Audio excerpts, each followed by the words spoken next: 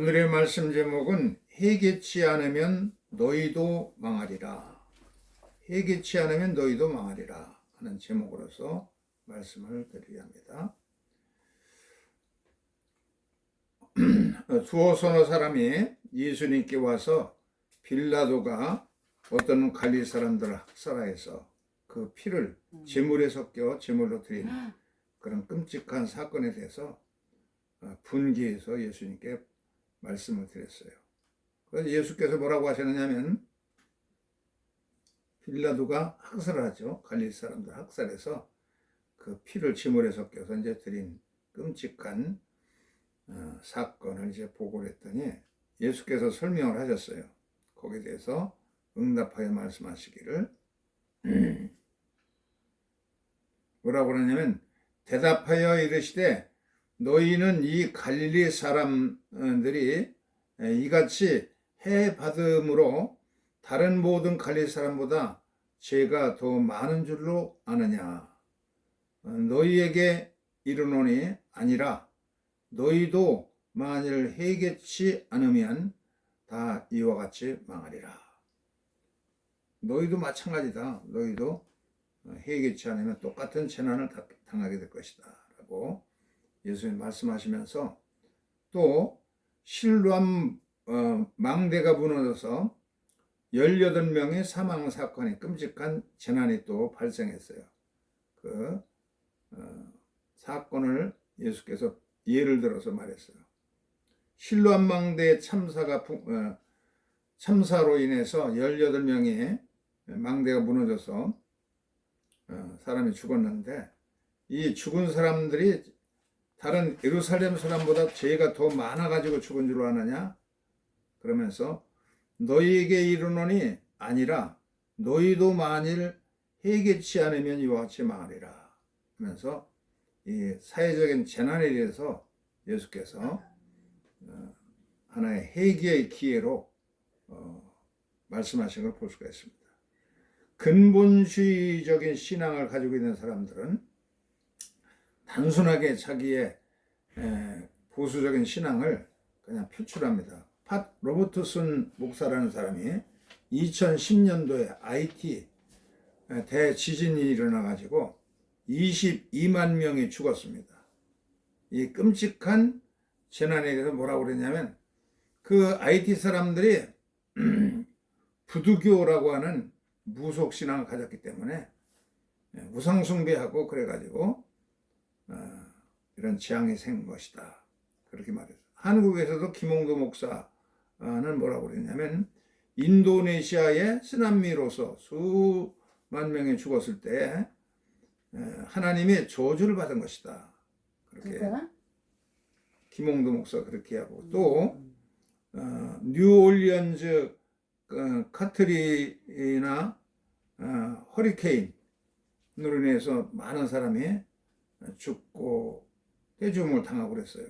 그랬더니 이거 동성애에 대해서 하나님이 심판한 것이다 라고 말했습니다. 김상환 목사는 세월호 참사에 대해서 하나님께서 배를 침몰시키셨다 라고 또 설교했어요. 보수자들 목사들이 이렇게 참 아주 그냥 극악적인 그런 설교를 해가지고 국민들로 하여금 그리고 또 이태원 참사에 대해서는 뭐라고 그러냐면 귀신 축제인데 귀신 축제에 참여했기 때문에 이렇게 술 먹고 난동 부리다가 이렇게 죽은 것이다 라고 이제 누가 그래? 김상훈 목사가 또 그런 말을 했어요. 이 도대체 왜 이 목사들은 이와 같은 막말로 말을 해가지고 사람들에게 비난을 받고 그럴까? 그러나 예수님께서 뭐라고 하냐면 이러한 극단 보수주의자들 이들이 독선적이고 아주 편협하고 교리적인 그런 판단에 대해서 예수께서는 단호하게 거부했어요. 너희도 회개치 않으면 똑같이 망하고 말 것이다. 그렇게 말했습니다. 죄와 심판에 대해서 이 보수 극우적인 사람들은 그렇게 쉽게 남을 판단하고 저주하고 그러는 데 비해서 예수께서는 이것은 너희에게 회개의 기회를 주려는 것이다. 회개하라. 그렇지 않으면 너희도 망한다. 정말로 예루살렘이 예수님 이후에 기원 후 70년도에 성전도 돌 위에 돌 하나도 남지 않고 무너져 버리고 참 불태워져서 다 예루살렘 시민들이 죽었던 사건이 생겼었죠. 재난을 당할 때에 이 재난을 어떻게 해석할 것인가 하는 것이 욥기라고 하는 책이 있어요. 구약성 욥기에 보면은 이 재난의 문제, 억울하게 당하는 이 재난의 문제에 대해서 아주 심도 깊게 신학적인 해설하고 있어요. 예, 욥이라는 사람 아주 의로운 사람, 동방의 가장 의로운 사람이었고, 그래서 부귀영화를 누리고 하나님이 말없이 축복을 많이 주셨는데 어느 날 온몸에 재난이 이 종기가 생겼습니다. 그래서 너무 심하여서 재위에 잿더미에 앉아서 기왓장으로 긁으면서 지낼 그런 시련을 겪기도 하고, 또 10남매가 있었는데 전부 태풍에 무너져 집이 깔려서 전부 즉사해서 죽고, 가지고 있던 모든 소와 양떼, 염소떼, 낙타떼, 남녀 종들 다 그냥 오랑캐들이 와가지고 쓸어가고, 이런 엄청난 재난이 생겼죠. 이런 끔찍한 재난이 생기자 친구들이 그를 위로한다고 와서 보고서는 말도 못할 지경이 되었어요. 그 친구 가운데 엘리바스는 뭐라고 그러냐면은 네 아비보다도 연령이 많은 사람이 내 친구 가운데 많은데, 내 경험상 이렇게 나도 오래 이렇게 살아보고 내 친구들도 100세도 넘고 오래 사는 사람들이 많이 있는데 경험상 보면은 죄 없이 망하는 사람이 없더라. 너도 풀경은 죄를 졌기 때문에 이런 재난이 생긴 거야. 그렇게 이제 죄의 결과다. 인과응보적인 해석을 했습니다.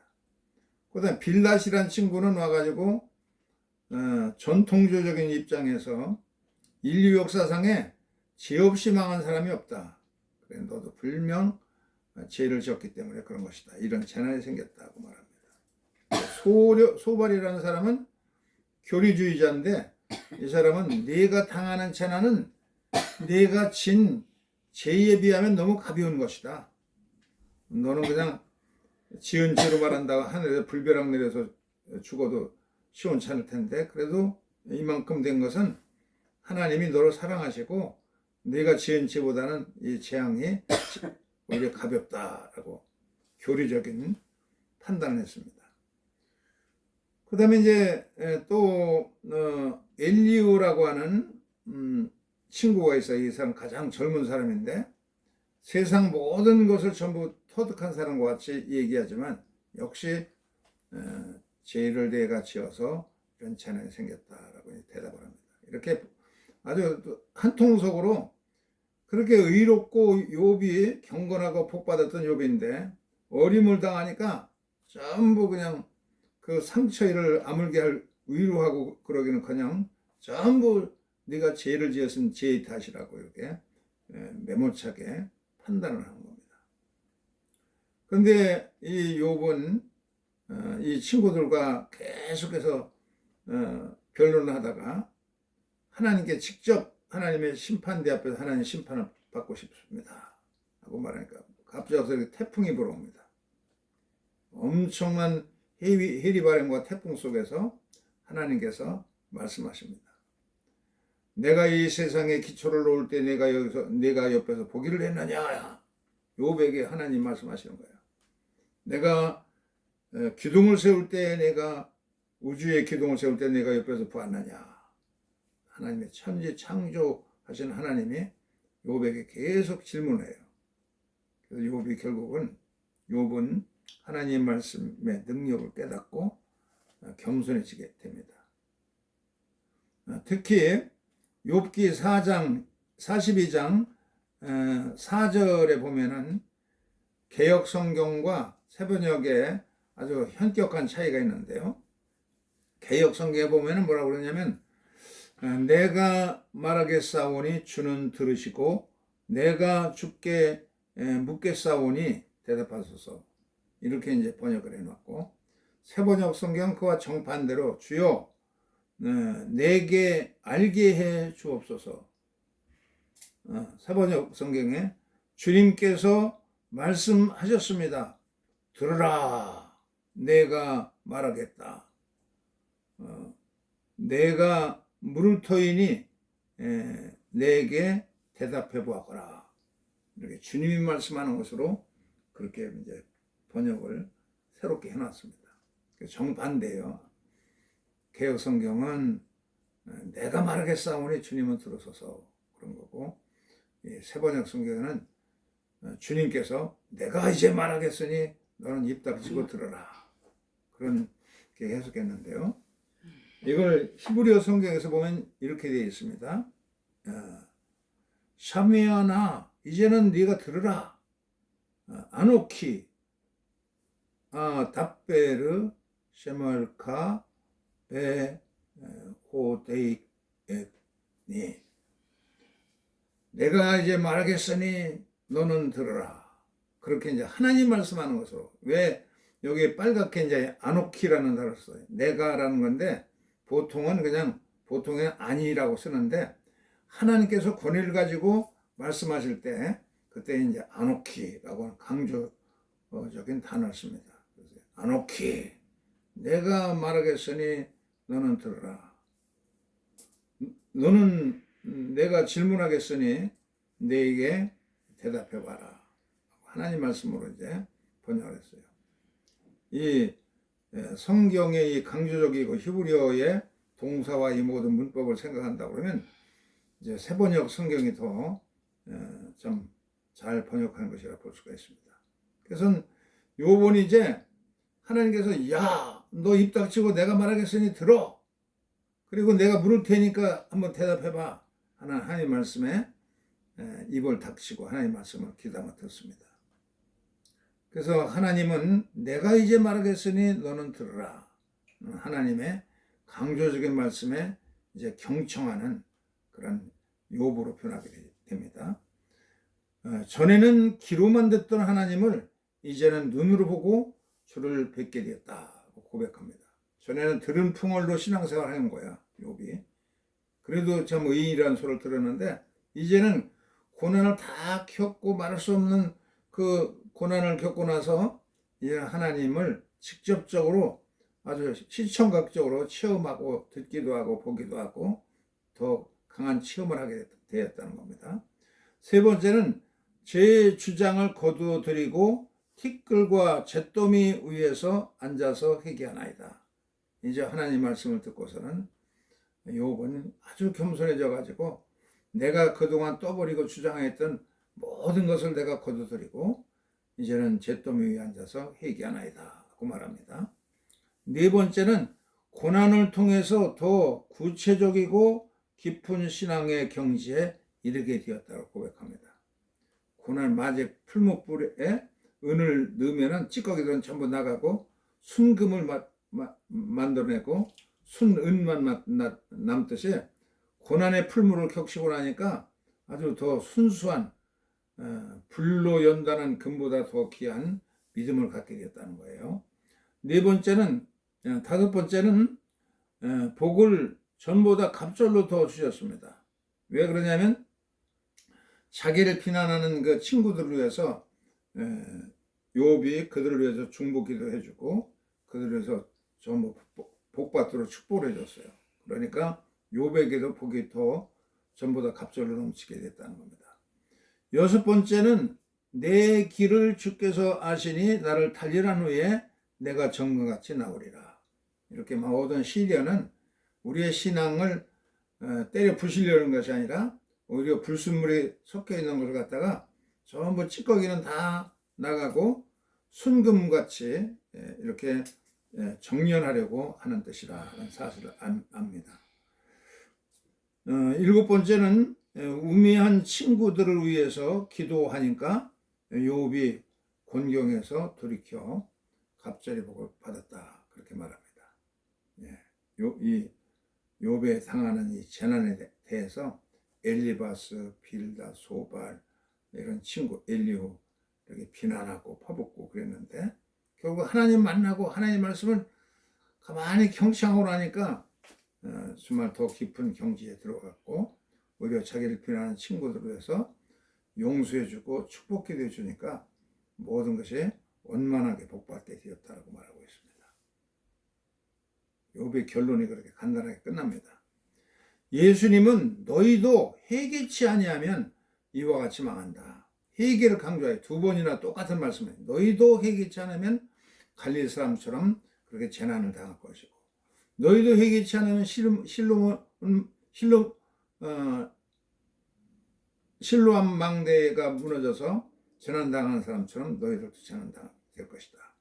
회개하라는 겁니다. 회개하라. 이건 돌이키다는 뜻인데 사회적인 책임의식을 가지고 그렇게 당당한 내가 내 존엄성을 가진 인간의 존엄성을 가지고 하나님 형상대로 지음받은 그런 자랑스러운 존재지만 또 나와 같이 똑같이 존엄성을 가지고 있는 다른 사람이 있다는 거예요. 나의 존엄성이 나의 자유가 다른 사람을 자유를 손상시킨다고 그러면 그거 안 되기 때문에 이제 거기에 이제 책임이라는 게 따른 겁니다. 4절에 나오는 죄라는 말이 오펠레일레티에스라는 단어인데 이거는 빚이란 뜻이고 사회적인 책임이란 뜻이 있습니다. 빚이란 건 누군가에게 내가 꼭 갚아야 될 그런 빚 아니에요. 이렇게 사회적인 책임의식을 가지고 사는 것이 이제 바른 것이라네요. 우리 사회적으로 큰 아픔이 5.18 광주 사건이 있었습니다. 그것도 시원하게 해결 안 됩니다. 총을 맞아서 죽은 사람도 있고 또 총알이 그냥 건물에 박혀 있고 이 총 구멍들이 뻥뻥 났는데 총을 분명히 쏜 사람이 있는데 이걸 지시한 사람도 없고 쏜 사람도 없고 시원하게 해결 안 돼. 그러니까 결국은 막 은폐하고 덮어두고 그러다 보니까 세월호 참사 같은 사건이 또 생깁니다.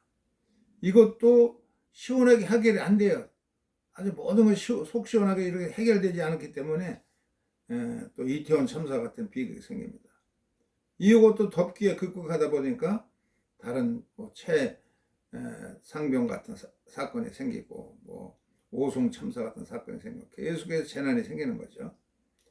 차회적인 사건이 생겼을 때에 나이도 책임을 가지고 있는 연대의식을 가지고 시민의식이 발동돼야 되는 건데 그래야 모든 명확성을 가지고 아주 클리어하게 참 모든 진실이 드러나고 누가 잘못했는지 깨닫고 벌 받을 사람 벌도 받고 그렇게 되는데 참 그런 것이 없게 되면은 그냥 덮어지고 은폐하다 보면은 그런 재난들이 계속 생긴다는 겁니다. 또 합리적이고 이성적으로 깨우칠 만큼 그런 조사가 있고 또 진실성이 밝혀지고 공정성이 드러나고 그래야 명확해져야 그래야 다시는 사람들이 다시는 조심해야 되겠다 그렇게 하게 되죠. 우리나라서보다 북한 내에서 가보면 이게 105층짜리 호텔이 있어요. 이게 류경 호텔이라고 하는 건데 이걸 이 건물을 가서 지나가다니고 이건 구경을 안 시켜줘. 105층이나 되는 건데 구경 안 시켜줍니다. 왜 그러냐면 1987년도에 이거를 시공을 해서 시작했어요. 그래서 아직 소련이 있을 때 지원도 받고 그러면서 하다가 소련이 붕괴되고 망하니까 이것도 딱 중지되어 버렸어요. 그 안에 뭐가 있어? 이 안에 그냥 그 호텔이기 때문에 건물인데 이게 이제 짓다가 중단된 상태로 이렇게 흉물스럽게 있는 거야. 그래서 이집트 정부가 피라미드가 아주 훌륭한 이집트를 자랑하는 것인데 왜 그런 걸 함부로 흉물스럽게 두느냐. 그래가지고 석유가 나오는 나라이기 때문에 돈을 가지고 와가지고 이렇게 유리로다가 겉모양을 전부 유리로다가 건물을 다 이제 완성된 건물 같이 그렇게 외부만을 다 공사를 맞춰줬어요. 그 북한에? 예. 그 겉에서 보면은 아주 그냥 굉장히 화려하고 105층 되는 건물이기 때문에 미터로 계산하면 이게 330m야. 300막 산과 같은 것이 이렇게 쫙 서 있으니까 평양원에서 이제 보이고 그런 자랑스러운 건물인데 이걸 유리로다가 공사를 완공을 해준 거야. 그런데 어디서? 이집트 정부에서 이집트에서? 피라미드를 용목이 만든다 그래가지고서는 해줬는데 내부에는 이게 전부 엘리베이터로 올라가 있거든. 105층까지 되니까. 아이고. 근데 전기가 공급되지 않고 그렇기 때문에 엘리베이터 공사도 못하고 아이고. 또 방마다 이것을 전부 못했어요. 돈이 너무 많이 들어가고 그래가지고 내부에 가보면 껌껌하고 그냥 이렇게 그냥 돼 있고 겉모양만 화려하게 서 있습니다. 흉물스러운 건물이 되고 말았습니다. 그냥 부셔버려. 우리나라에서 우리 대학을 다닐 때 그 무슨 와우 아파트라는 것이 무너졌어요. 그 당시에 이 산마다 서울에 이 조그만 산들이 많은데 그 판자촌들이 그냥 타다타다 붙어 있어가지고 그 서대문에 있는데. 흉물스러워 아주 그냥 정말 판자촌 더더더까지. 그러니까 당시에 박정희 정권이 이것을 서울시장에 명령해 가지고선 서민 아파트를 지어라. 그래가지고 엘리베이터가 없이 한 5층짜리, 5, 6층짜리로다가 서민 아파트로 전부 개조해서 신축 공사를 하는데 너무 속성으로다가 막 그냥 시멘트도 적게넣고 철골도 적게넣고 그러다가 이게 사람이 들어가게 해서 살기도 전에 그러니까 와그로 무너져 버렸어요. 와우 아파트가. 어떤 가수가 와우 아파트 조영남인가 누가 와우 아파트 와그로 무너졌다고 노래를 부르다가 그대로 그냥 징집영장을 받고 군대에 끌려갔던 적도 있습니다. 이런 이 너무 과시적이고 급히 하려고 그러고 불실공사 이런 탓으로 이런 사회적인 재난이 생기고 인명이 손실되고 그러기 때문에 이걸 좀 굉장히 참 정밀하게 조사를 하고 책임자를 문책하고 다시는 재발이 나지 않도록 방지하는 것들이 굉장히 중요한 건데 집권자들이나 정치인들은 대충 덮어가지고 슬슬 넘어가려고 하기 때문에 사회적인 재난이 계속 생긴다는 겁니다. 제임스 길리건이라고 하는 교수가 있는데 바로 이 사람이에요. 이 사람은 굉장히 착한 사람이야. 그래서 보스턴 대학교 교수들을 의리해 가지고 이 사람은 하버드 대학에서 의대 교수로서 평생 근무한 사람인데 우리가 이 교도소를 찾아가서 거기서 죄수들을 좀 한번 공부를 시켜보자 그런 제안을 했어요. 그래서 그 대개 재범, 삼범하고 하는 이 죄수들은 그 제대로 배우지 못하고 제대로 좋은 환경에서 살아보지도 못하고 그래 학력이 없고 그러기 때문에 이런 재범을 하고 그러기 때문에 한번 교육을 시켜보자.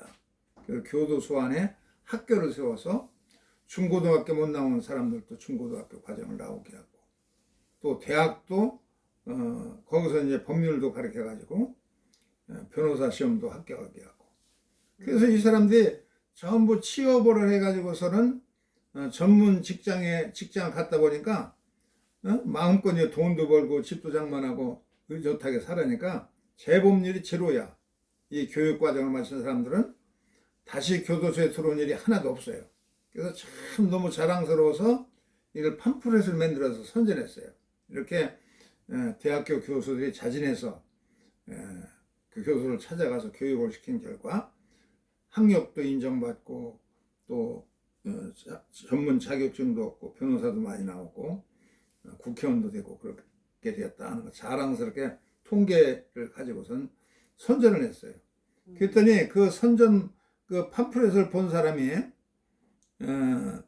이 대단한 성과를 자랑 삼았더니 이 하버드 대학의 출신인 주지사였던 뉴트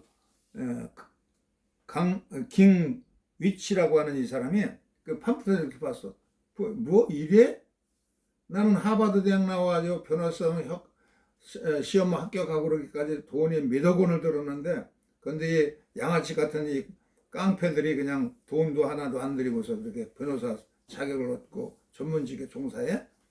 이 나라가 이렇게 불공정할 수는 없지. 누구는 돈을 마음껏 들여가지고 이렇게 어렵게 공부해가지고 대학 시험도 합격하고 하버드 대학 들어가고 법대를 나오고 변호사 시험도 얼마나 힘들었는데 이런 나라가 이렇게 불공평해서 안 된다. 그래서 이 사람이 이제 국회의원이 되었어요. 그리고 국회의원이 돼가지고 이 교도소에 지원하는 이 정부의 세금, 국민의 피 같은 세금을 이런 데다 지원해서 안 된다. 그래서 금지시키고 그리고 정부의 지원도 전부 막아버렸어요. 그러니까 길리건 같은 교수는 얼마나 난처하겠어요. 대학교 교수들 동원해가지고 이렇게 훈련하고 교도소 학교를 세워서 아유 고약하게 이렇게 했는데 이것을 또 어떤 하버드 대학 출신은 이거는 그냥 너무 공평하지 않다 해가지고서는 국회의원이 돼가지고 국회의장까지 했어요. 하원 의장까지 돼가지고 만장일치로 이제 가결을 시켜가지고 정부에서 지원도 못하게 하고 정부에서 어떤 자격증도 못 주게 하고 이렇게 만들었으니까 그래서 이 길리건 교수가 이걸 한번 연구를 해봤어요. 100년 동안 과거에 미국의 정치인들을 가지고 100년 동안 연구를 해봤어요. 그랬더니 그 결과 이런 하여튼 패턴 하나를 발견했어요. 이 그래프를 보세요. 이 빨간 것을 보면은 이것은 자살하고 살인하는 숫자입니다. 미국에서 자살과 살인하는 그 퍼센테이지가 쭉 올라가면은 그러면 그 막 사회가 불안정하고 막 그럴 거 아니야. 여기서 사람이 죽고 사람을 찔러 죽이고 막 그러니까 그러면은 그때 빨갛고 살인하고 자살률이 막 극도로 막 증가할 때는 이제 공화당이 집권한 때, 공화당 대통령이 집권하면 이런 현상이 생기는 거야. 그러면 이제 사회가 이래서 안 되겠다 해서 민주당이 집권하면은 살인율이 쑥 줄고 또 자살자도 쭉 줄고 그래서 나라가 편안하고 모두가 이제 아주 공평한 사회가 이루어지게 됩니다.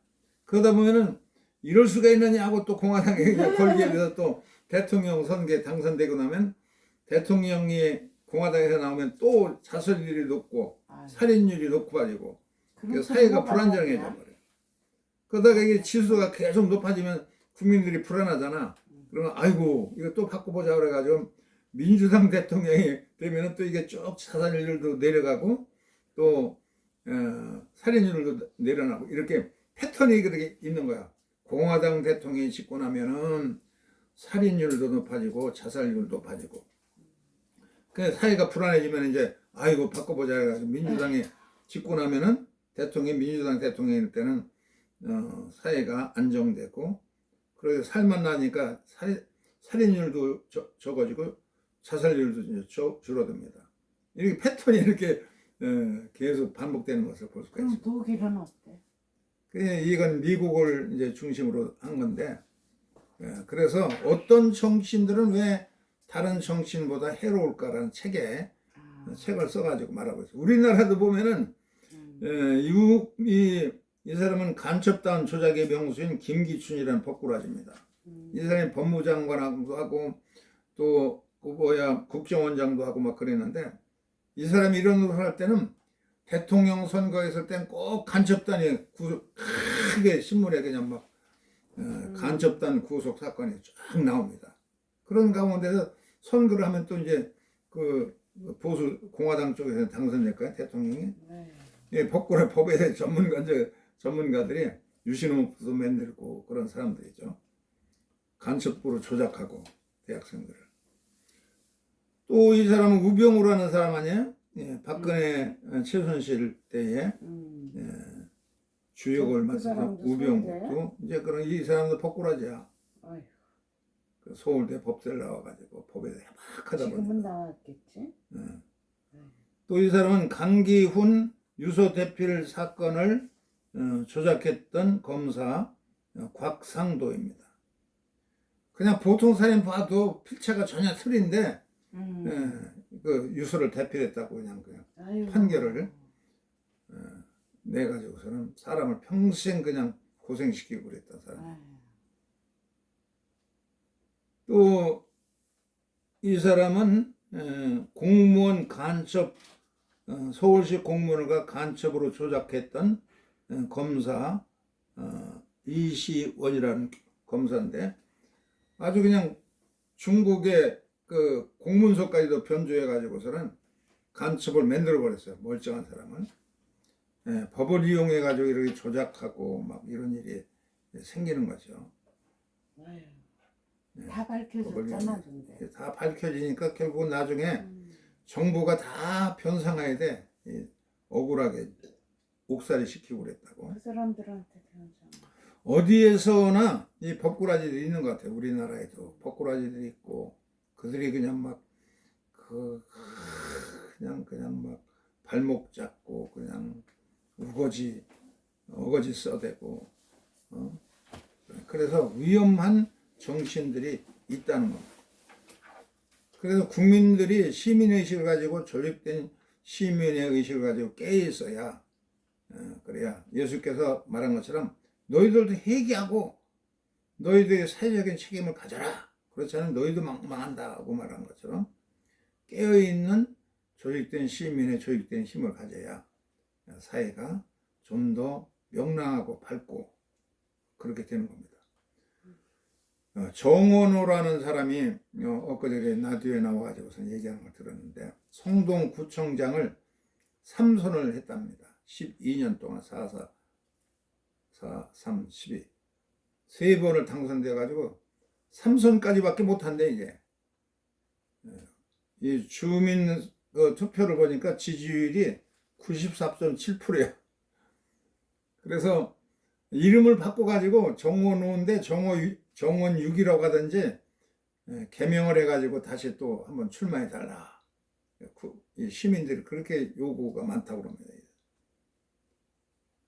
어떻게 하면은 이 성동구 하면 그 왕십리 똥파리라고 우리 옛날에 가장 더럽고 그냥 아주 그냥 그런 악명 높은 지역인데 이 왕십리를 어떻게 하면 새롭게 만들까? 그래서 기업을 많이 유치해야 되겠고 그러려면 젊은 사람이 몰려와야 되고 그래서 2만 개의 기업들이 창출되고 또 외국인 관광만 해도 1년에 300만 명이 몰려와서 어떻게 하면 이 도시가 이렇게 아름답게 변했나. 여기에는 이 사람 이름이 정원호 구청장인데 전부 윤석열 대통령이 돼가지고 국회의원 구청장 그 선거할 적에 그냥 모조리 그 민주당 출신의 국회의원들이 다 떨어지고 이 한강 벨트에서는 오직 이 사람만 민주당 출신이 당선되기도 했어요.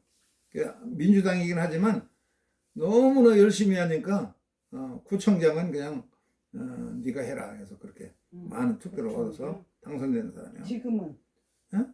지금도 하고 있는 거지. 이제 마지막 기회에 하는 거지. 그래서 자기 이름을 그 영어로 정원이 뭐예요? 가든 아니야? 가든, 정원. 오는 뭐예요? 화이브. 정원 오. 그래서 가든 화이브라고 자기를 소개하더라고. 그래서 이 사람은 공익적인 마인드를 가지고 있어요. 하나의 공적인 모습이다. 그래서 주민들이 자기의 휴대폰 번호를 갖다가 전부 공개적으로 이제 공개를 해가지고 뭐든지 그 민원이 있거든 이 구청장이 직접 메시지를 보내라. 그냥 메시지가 계속 온다는 거야. 그 창의적이고 그런 것들이 자기가 구상해서 나온 건 하나도 없고 전부 시민들이 이렇게 해달라. 그래가지고 다른 이제 의원들에게 물어보면 이렇게 하면 좋겠다고 해서 이제 시민들의 민원에 의해서 만들어진 거야. 그 창의적인 그 아이디어들이 휴대전화를 공개해가지고 계속 민원을 그냥 계속 민원 듣는 것이 가장 기쁘다는 거야. 그래서 자기가 내가 이러이러한 일을 해놨다, 이러이러한 일을 하겠다 그런 게 하나도 없고 주민들이 이렇게 해달라, 도로는 이렇게 고쳐달라. 그게 더 모범적이야. 그래서 공익적인 퍼블릭 서비스 하나의 공익적인 모습으로다가 그냥 쉴 새 없이 홍수가 나면은 그냥 밤을 지새워가면서 그 마이크 핸드폰을 들고 중계 방송하는 거야. 지금 성수동 어느 쪽에 물이 범람한다. 이 지역에 주민들 빨리 대피했으면 좋겠다. 그렇게 방송도 그냥 현장에서 밤새워가면서 그렇게 해가면서 살아가는 사람입니다. 또 이 지역은 그 낙후된 공장들이 그냥 폐공장들이 그냥 널려 있던 지역이에요. 지금 사람 살만한 데가 안 되죠. 그런데 이것을 전부 재생해 가지고서는 재생공원 새롭게 그 낙후되고 폐허가 되었던 공장 시대가 아주 그냥 살맛나는 마을로 되니까 어떻게 이 성수동이 이렇게 변화될 수 있느냐. 강남에서도 강남의 부자들도 이곳에 와서 살고 싶어 해서 이사 오는 사람이 있다는 거야. 너무 살기 좋게 편리하게 만들어 놨기 때문에. 또 편리성,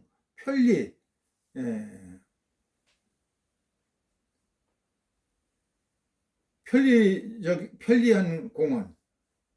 그냥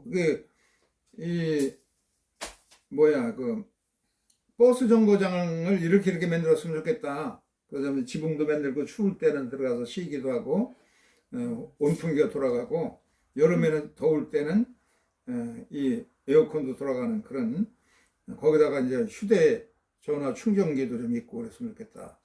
그래서 그것도 그렇게 이제 주차장을 다 만들어 가지고 거기에 몇 번 버스는 5분에 도착하고 몇 번 버스는 몇 분 후에 도착하고 그게 전부 서울시에 전부 그게 보급되었어요. 여기에서도 시작해 가지고 세계적으로 이게 의정부에도 보면 이제 몇 번서 몇 시에 몇 분에 오고 정확하게 오잖아요. 전국에 이제 퍼지게 된 겁니다. 이 역에서도 시작해서 세계로 퍼져가고 또 안전한 정원, 세이프. 그냥 그 12시에 버스 정거장에서 차가 내렸어요. 여자가. 그 자기 골목길까지 가려면 그냥 무섭잖아요. 혼자 여자가. 그러면 그 버튼을 누르면 경찰 버튼을 누르면은 뭘 도와드릴까요? 그래서 내가 이게 밤중에 내리는데 여자 혼자서 이렇게 골목길을 가려니까 좀 무서워서 그렇다 그러면 금방 여경을 보내줍니다. 훈련된 여경이 집에까지 바래다주는 그런 서비스도 있고 그리고 이렇게 참 이 모든 것이 주민들의 민원을 전부 청취해 가지고 만들어진 겁니다. 공정하고 모든 게 페어하고 어디서 껌껌한 데서도 이렇게 하는 것이 아니라 모두에게 공개적이고 아주 투명하고. 넘었어. 그래? 네. 이렇게 회개한다는 것에 대해서 우리가 아이고 우리의 죄를 지었으니 죄를 용서해 주세요. 그렇게 개인적이고 그런 죄도 이제 고백해야 되지만 사회적인 책임도 잘 감당하는 사회적으로 더 아주 공정하고 또 서비스가 있고 책임적인 자아로서 거듭나는 것이 예수님 말씀하신 대로 회개하지 않으면 너희도 망한다. 책임의식을 가지고 사회적인 책임의식을 가지고서 살아라 라고 하신 말씀대로 우리의 참된 사회적인 회개 할 수 있는 그런 우리의 성도들이 되어야 되겠습니다. 잠깐 묵상의 기도를 드리겠습니다.